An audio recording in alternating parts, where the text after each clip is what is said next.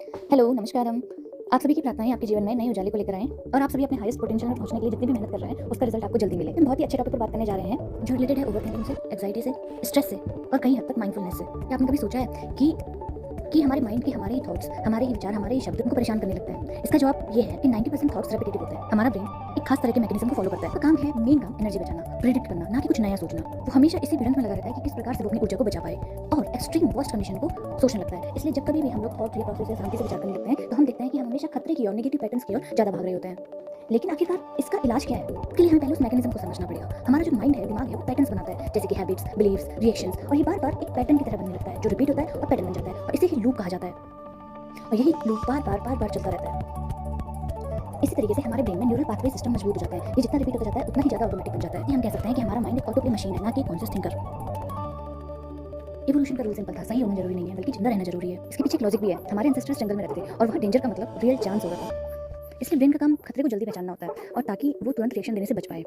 इसका सॉल्यूशन है Meta thinking, thinking on thinking, या हम कह सकते हैं थिंकिंग अबाउट थिंकिंग, जो एक बहुत ही खूबसूरत विचार है, जो हमें बताता है कि विचारों पर विचार किस प्रकार से करना चाहिए। यहाँ दृष्टा, ऑब्जर्वर और जो सोच रहा है उसके बारे में बात की जाती है। अगर इतने सरल शब्दों में कहें तो हम विचार नहीं है, जो हम सोच रहे हैं वो हम नहीं है, बल्कि हम उसे देखने वाले एक दृष्टा है, ऑब्जर्वर है। मेटा और थिंकिंग जो है, ये राइट माइंडफुलनेस में से कहा जा सकता है, जो कि खुद को देखना होता है। मतलब हमारे दिमाग में बहुत सारे थॉट्स एक बार में या हर समय पॉपअप होते रहते हैं। क्या हम उन विचारों पर ये देख पाते हैं कि वो किस तरीके के विचार हैं? क्या वो पॉजिटिव है, नेगेटिव है? क्या हम उस समय उन विचारों को देख रहे होते हैं, उन्हें देखकर समझ रहे होते हैं?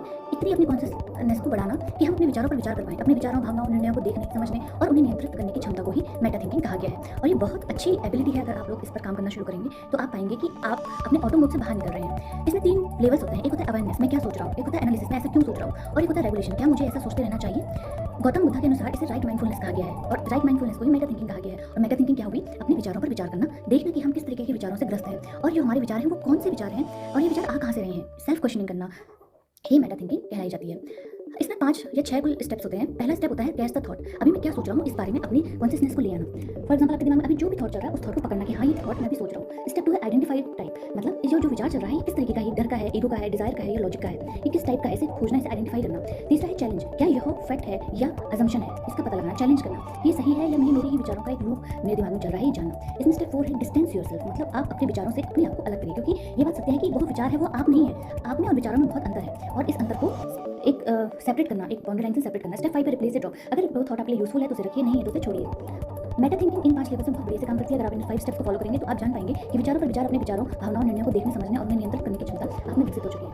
आपने वो बुक पढ़ी होगी द पावर ऑफ नाउ, वो भी इसी कॉन्सेप्ट पे बेस्ड है। और ऐसे बहुत सारी बुक्स हैं जो हमें बताती हैं कि मेटा थिंकिंग हमारे लिए किस तरीके से यूजफुल हो सकती है। इसमें प्लानिंग, मॉनिटरिंग, इवैल्यूएटिंग, खुद की जांच करना, खुद को देखना, खुद की समझ को बढ़ाने की क्षमता को विकसित करना, और एक माइंडफुलनेस, एक राइट मेडिटेशन, जो कि वास्तव में जो मेडिटेशन है वो है क्या, उसको जानने की कला है। सबसे बड़ी बात है कि खुद को जानने की कला है, अपने अंदर अपने आप को समझने की कला है। तो मेटा थिंकिंग पर विचार करना ही जरूरी नहीं है, इस पर काम भी किया जाना चाहिए, और प्रैक्टिस से ही सब कुछ होता है। प्रैक्टिस से ही चीज़ें आसान होती चली जाती हैं। So practice makes a man perfect. और मैं इतना कहना चाहती हूँ कि विचारों पर विचार कितना जरूरी है, होप्स मैं आपको समझा पाई होंगी, और होप्स आप इस पर काम करना शुरू करेंगे। आगे इसी तरीके से Meta cognition, Meta memory, Meta skill और बहुत सारी ऐसे टर्म्स हैं जो बहुत जरूरी है जानने के लिए। Thank you.